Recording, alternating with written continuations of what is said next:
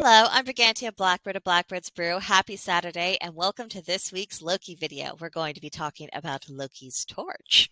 When I began researching him, I came across the occasional mention of Loki being associated with the brightest star in the night sky.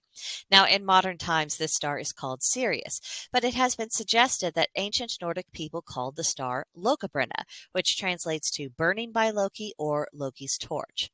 The star makes an appearance in a heliacal rising, which I know I mispronounced that, but just bear with me.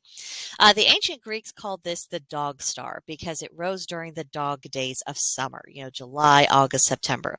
And in fact, it was once believed that the worst of the summer heat was actually because of this star. It appears in very close proximity to the sun at dawn, and it was thought, well, the strength of the sun, the strength of the star, it's all combining as one force. And that's what's heating up the Earth to such an extent.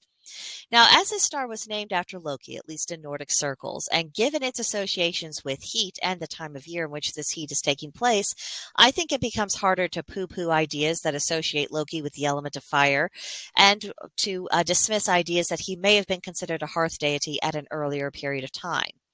Then consider the myth of Loki's birth, his father's associations with lightning, his mother's association with dry leaves or needles. What happens when lightning strikes dry leaves or needles? You have combustion. You have a flame born. So you might say that Loki's conception and birth was a manifestation of fire in and of itself. Then we have Loki's personality. He's a go-getter. He's filled with drive and indomitable will. And it has to be admitted that these traits are quite fiery by nature. Now, it's no small thing to have a star named in one's honor, even a star that is heralding the heat of the year. But think about less about what the heat of the year means to us in modern times. You know, how we're all going into our houses, clinging to the air conditioner and trying not to melt to death. But think about an ancient northern people who struggled with very long, very harsh winters. It was absolutely essential that their crops be able to allow to grow properly, come to full fruition, and have enough heat to bring in the harvest before winter returned once again. It was a matter of life and death survival. So to associate Loki with this warm time of year and the growing season moving into the harvest, this does strike me as significant. I just don't think they would associate Loki with such a vital time if he was as reviled by these ancient peoples as some people in modern days would claim. Now, when I read about the Lokabrenna star, I did see some accounts saying, "Oh, it's associated with Ragnarok, and that's why people named it after Loki because of his horrible associations with Ragnarok and blah blah blah." The usual stuff. If you're familiar with Loki, you know the drill and how that conversation goes. But when you contrast their explanation with what I just outlined, with it being during the heat of the year, the last bit of the growing season, the right before the harvest, what was going to ensure the people's survival, well, I'm not really getting Ragnarok vibes. I'm not getting let's all hate on Loki vibes. It's maybe it's just me. Now, modern pagans, at least some of them, have established the custom of holding the rising of Sirius as a day sacred to Loki and have begun calling the holiday Lokabrenna Day. The exact day does vary from year to year. In 2022, it will occur on August 10th, which is just a few days after my birthday. However, to my intense irritation, I have not found many references that describe how people are choosing to observe on this day. But the solitary pagans, we are no strangers to having to create individual customs that suit our circumstances or make up for gaps in the lore. So I'm seeing this as an opportunity to set down some of my own personal traditions. To begin with, I think this would be an excellent time to get up a bit before the sunrise, just to absorb the energy of this star and the sun together. There's a nice little walk that I like to take early in the morning, and with this rising of the star and the sun and all the good vibes from that, I think it's extra motivation to be awake and moving and actually somewhat conscious.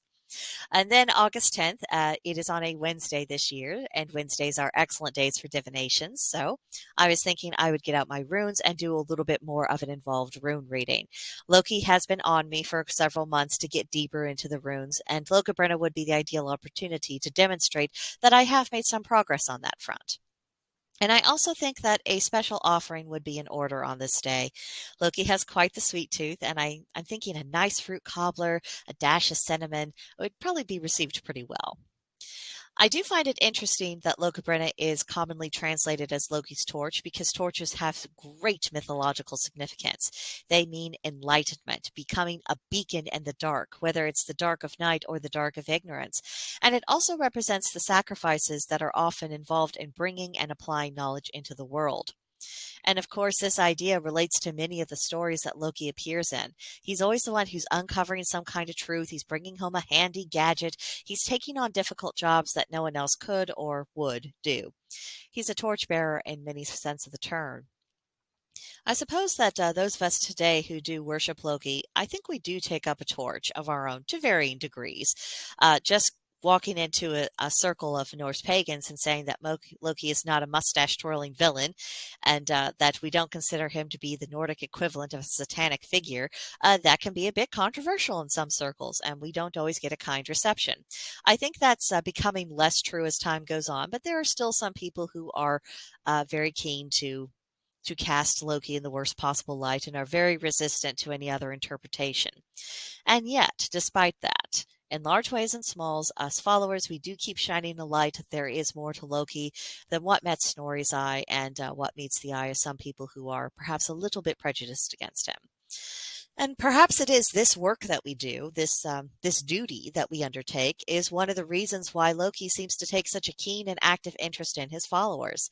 I think he admires industry, perseverance, a willingness to speak unwelcome truths. And because we do that, I think he takes very special care of us in return.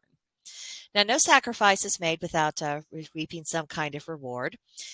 It refines us. It's often a prelude to us growing in wisdom, and we learn what it is we need a backbone for. We can learn to exercise our willpower like a muscle so we can become stronger, and we can even become more disciplined in our capacity to wield magic. So there's a lot to contemplate between now and Lokabrina. Usually I dread late summer, I admit it. The humidity and the heat in Missouri is horrendous and has the most ghastly effect on one's spirit and on one's hair. However, setting those vain concerns to one side, it does seem that this August that there's something really special and important to look forward to have this special day just for Loki and honor some of his best traits. I think that's going to make everything else a lot more bearable. So that's what I found out about Loki's torch. I would be very curious about what you have to say. Let me know in the comments below. And even better yet, come see us on Discord at Blackbird's Brew. As per usual, there's a link to join in the description box below, and you would be very welcome to come among us. So I think that does it for now. I will see you in the next one. Bye.